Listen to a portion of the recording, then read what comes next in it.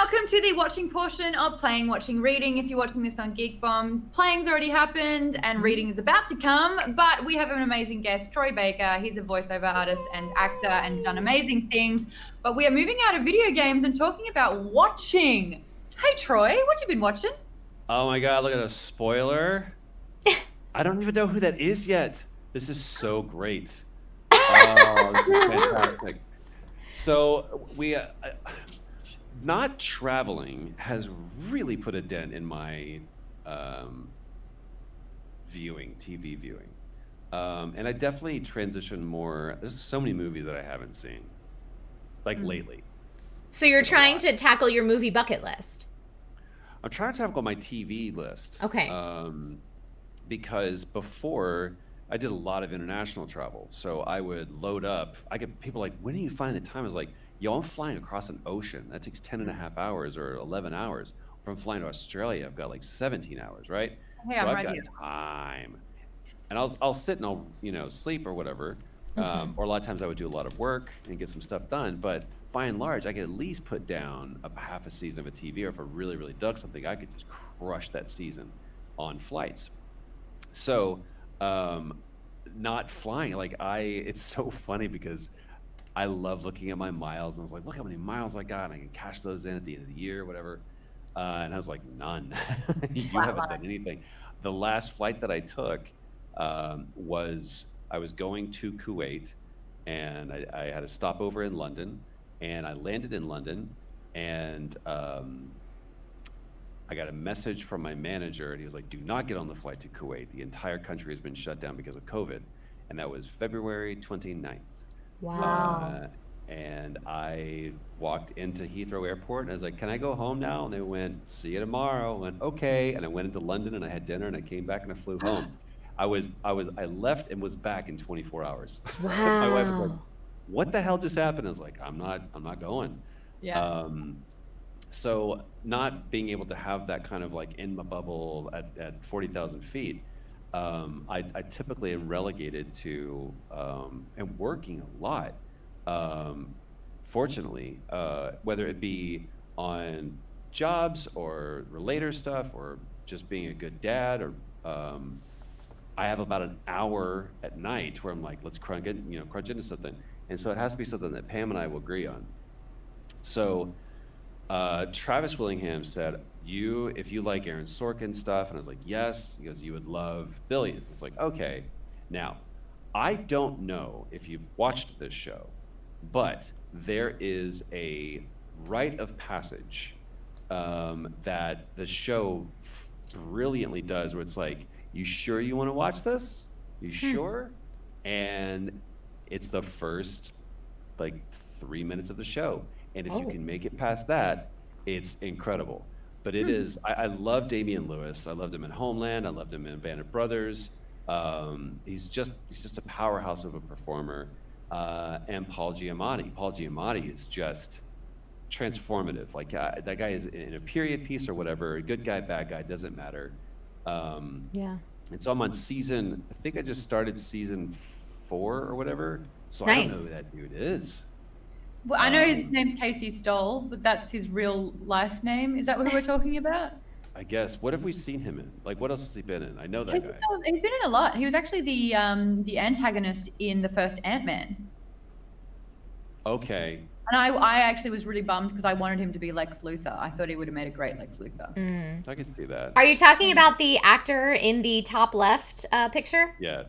Yeah. Wasn't he also in, of course now the name's escaping me, Kevin Spacey's Right. The President. Yes. Thank you. He was the guy interviewing him. That's what it was. He was the author that in House of Cards that was no. No, he's not. He's the Philadelphia governor guy Yeah. that, spoiler, ends up in a not so great. No one's going to watch that show ever again. Okay, great. Yes. Trust He's the me. guy they end up killing and making it look like it's suicide. Call of Duty Advanced Warfare. You can prop up a door or a window with Corey. those copies. Huh? Corey Stoll is his Corey, name. that's what it is. Not Casey. Yeah, Corey. that's what I recognize him from, is House of Cards, for sure. That's what it was. Yeah. I knew from the thing. Pam and I have been both watching it going, who is that? Who is that guy? But yeah, it's just such a, like, they're doing this really forward thinking. There's a character named Taylor that's super forward thinking, just how they're tackling it. It's a great show. It's going a little plot heavy right now, which is always kind of where I'm like, all right, rest, kick back on what you were doing before, which is very, very interesting character moments. Because I always believe it's like, if you go with plot, then if you're relying on plot to do anything, No one cares. Yeah. Stupid. You don't know the character to give a shit. Yep. Then do character. Always do character. But would you recommend Billions? You're liking it? I would. There's so many shows that I could recommend that are sleepers. One that was recommended to me, Patriot, which was on Amazon, is just, oh my God, I don't know who this guy is. It was the writer of it is, I will tell you, he's done a bunch of stuff. Come on, Garrett on the fact check. The writer of Patriot. Is this on Amazon Prime? I know I've seen teasers for it, but I haven't seen it myself. Conrad. Yeah, so Stephen Conrad is the showrunner for it, and Michael Dorman is the main guy, and he is phenomenal. He's Australian. Phenomenal. Of course he is. Yeah. It's like, he is, you would love this show. It is, the only thing I can tell you is he is a CIA black operative that, as his release, he writes folk songs. I love that. Cool. And they are really good. And it is hilarious. It is deeply compelling. It is moving. It is shot well. It is just like, and it's 2 seasons. Awesome. 2 seasons, maybe 6 to 8 episodes each. That actually checks out because for the Australian bushfires, there was an Australian sort of like charity gig that was there, and Michael Dorman sang a song that he wrote, and it was called "She'll Be Right, Mate," and it was like he sang it so ochre and in a real folksy kind of way, and I still remember it. It was the only time I've ever heard this song because it's his song, but he was so engrossing, and he had the whole like place laughing because it was like "She'll be right, mate, she'll be right," and I was like, he's so good it makes me angry, like, as a singer. Like, he is so just stripped down and vulnerable. But I mean, his performance is, Terry O'Quinn is in it. It's that show is, I would highly recommend. 91% on Rotten Tomatoes. Yeah, man. And you said it right, so you know it's got to be good. What else would I recommend? Yeah, anything you're watching. I've been watching, this just came out today, actually, but I got a chance to check it out a little bit early. The Netflix original Arthurian legend fantasy show, Cursed. So, okay, Troy, the face you just made, that's the face that I made when I was like, ooh, we're getting an Arthurian legend show? Tell me more about it. And it has a female protagonist who eventually, we're going to get the story of how she becomes the Lady of the Lake. If you're big on your Arthurian legend lore. So super exciting stuff. I watched the first 2 episodes already. And I am a huge snob about fantasy epics, and I definitely have my issues with some things in the show. Again, I'm a huge snob about fantasy epics. I'm the person that, Maude, when we were talking about The Last of Us and saying like somehow fandoms take over and have their opinion of how something should be run. Very guilty of that with Game of Thrones. Personally, fantasy epics are like my I have opinions nerd rage thing. But yeah, so like fight choreo, I'm a big nerd on, and this show didn't do it for me on fight choreo. It didn't do it for me on the transitions, and like the opening sequence was a little strange for me. I'd be interested to see if chat had watched it, kind of what you guys are thinking. But the story I'm interested in so far. The acting, I think, is pretty good for the most part. The girl who stars in it is Australian. Yeah, Kristen Langford, right? Isn't that her name? Catherine Langford. Yes, thank you. And she was in 13 Reasons Why, correct? That's yep. Right. Mm-hmm. She does a great job. She was supposed to be Tony Stark's grown-up daughter in Endgame, and they cut all of her scenes. No. Why? Yeah. Poor thing. That would be so sad.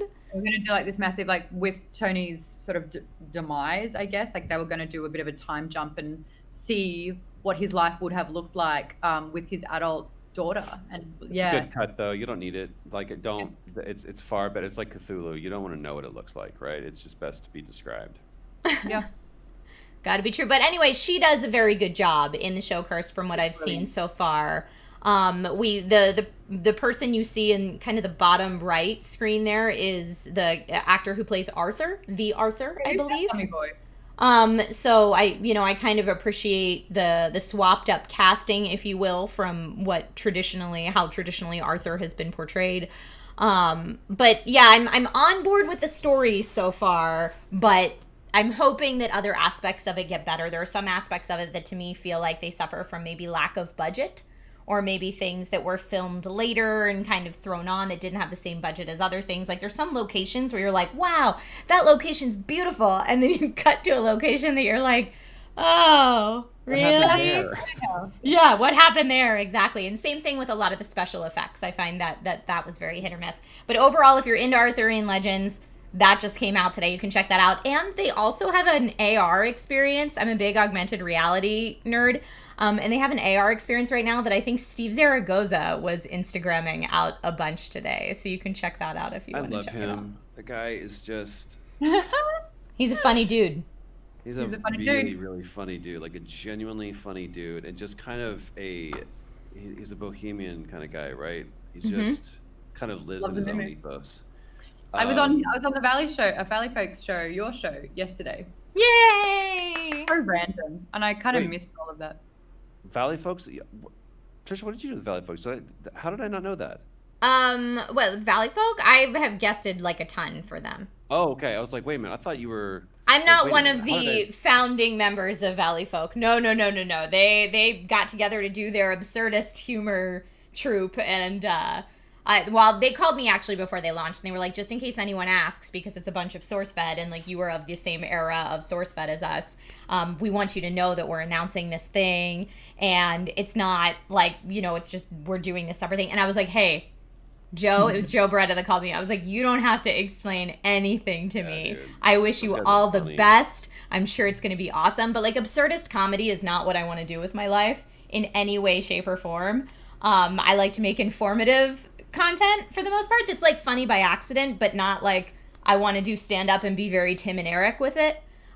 So I think that they are doing them, and it's awesome. And I told them I will guest anytime you will have me. Us. Right. I was super early to this, and I got so much shit for it because everyone was like, Game of Thrones. I was like, have you watched Vikings? Like, that is still one that I was like, oh my God. Do you know who the lead of Vikings is? He's Australian. Australian. So, funny story about that. Everybody has their list, right? Their celebrity list. Like, you get a pass if this person.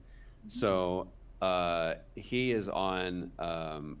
Travis Fimmel is on Pam's list. We go to Australia, and we didn't know who the headliner was. And we looked down, and she's like, there's a picture of Travis on this thing. And I was like, oh, okay. I was like, and someone was like, yeah, he's the headliner. It's like, does that mean he's actually at the show?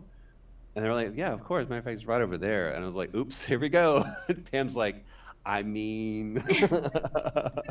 I'm going to take something and power down about that. So. Yeah, she melted in front of him. He is charming. I was like, I totally get it. It's like, dude, you guys need to, whatever. I get it. But yeah. You know the first thing no, I'll save it for the Power Down show, but I have a story about Travis Fimmel. Him and we're mates. Okay, well, I definitely need to hear more about that story. But in the meantime, let's bring in Amy with some Bombs Away Q&A. Audio version of Amy, welcome back. Amy, thank you so much. Yay, thank you for that. So this question is from our Patreon. Make sure to go to patreon.com/geekbomb for that. This one's from Thierry Fournier. I'll also be getting one from Twitch as well. Having so many friends playing D&D, have you ever rolled the D20? If not, are you interested in playing one day? Yes. Duh. I've been fortunate enough to... Have I ever rolled a nat 20, or have I rolled like 20-sided dice? Because, yeah, I've rolled. The last game that I got to do, I'm always scared too because I love telling stories, and so everybody automatically assumes that I'm like really, really good. The only thing about it is that if there's rules involved, then it gets a little weird for me. But it's something that I've always wanted to like. I've done one shots, and I've done 2 one shots, and what I want to do though is like a campaign. Like I want to grow. a How character. about I What? pitch to you a little series called Fungeons and Flagons, and it's all the storytelling and improv without the rules. And we're actually launching season 3 in the next within the next month. Boop. If I could touch your nose, I would go boop to your nose. Let's do it. I'm totally down. I want to know the rules because I love. The thing that I love about Dungeons and Dragons is, first of all, growing up, it was, are you kidding me? Do you want Satan himself to come and possess your soul? Yeah. I was like, it was not even allowed. It's like, that's how you get demon possessed. Is literally you go to the comic book store and you go say, can I play Dungeons and Dragons? And they go, okay, here's a demon for your spirit person Yeah. for all of eternity. It was kind of like that scene in Ghost. They literally come out and just drag you down. No.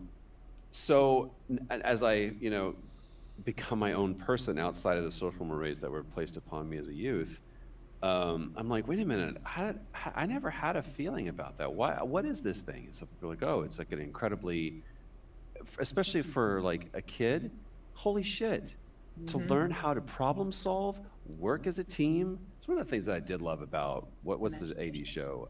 Stranger Things. Starting off with a Dungeons and Dragons is like, you understand that these kids were already seeing the world in a different way. And so that's why this thing found them, is that they were able to look at it differently.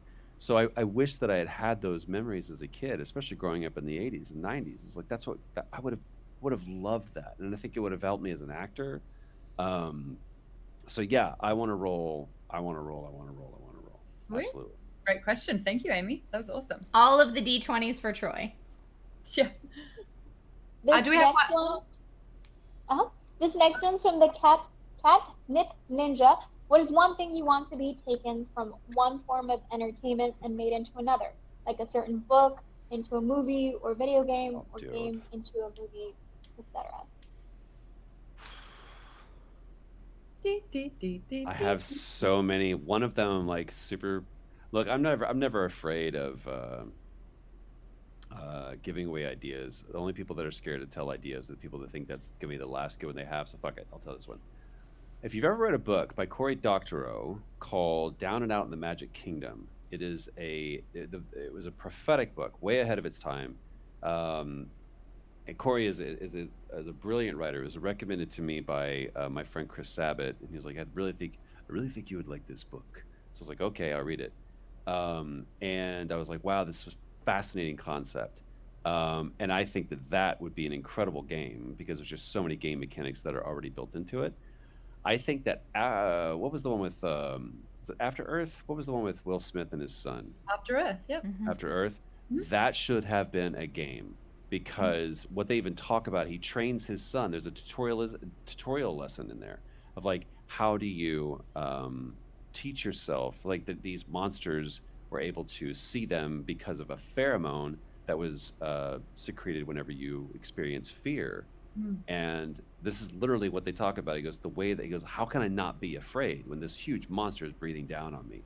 They're like, the reason why I cannot be afraid. And he could literally just stand there. And like the monster or whatever could not see him because he wasn't putting off this pheromone, is he goes, because I'm living in the present. And in this present moment, I'm not dead. I'm not at risk. It's the fear that I will be that puts me in that moment. So as long as I'm staying present, and they should have ended the movie then. Gary Whitta didn't write that, did he? Is that Gary Whitta? I feel like Gary Whitta surprises me and writes everything I truly enjoy in fandom. It's such a great concept. Yeah, he wrote After Earth. There it is. I love Gary Whitta. He's a brilliant writer. He's also an amazing human. If you just get the chance to hang out with him, Gary Whitta is an A+ human. And not only that, but just like, I want his show to explode. Like, I want him to like rocket up to nighttime and as great as Jimmy Kimmel is and everything, blow past Jimmy Fallon, blow past Jimmy Kimmel, and like Gary Whitta have like the #1 late night talk show. All You know what I'm in talking Animal about? Crossing, right? Yeah, Animal Crossing. It's so he's such a good dude. He's such a good dude. If you don't already follow his Twitch channel, I promise you will not be disappointed. Give him a follow. He's amazing. He had Sting. He did. He had Sting on his show. Who randomly busted out a set. I just start singing a song for you. I don't know what. I was like, oh my God. But yeah, After Earth, if that had been adapted to be a game, holy crap, man. That would Yeah, have I been, like that. that would have been incredible. Those Well, are that's all we weird have anthems. for watching at the moment. We do want to move on to reading, but don't go anywhere because we'll be back for that.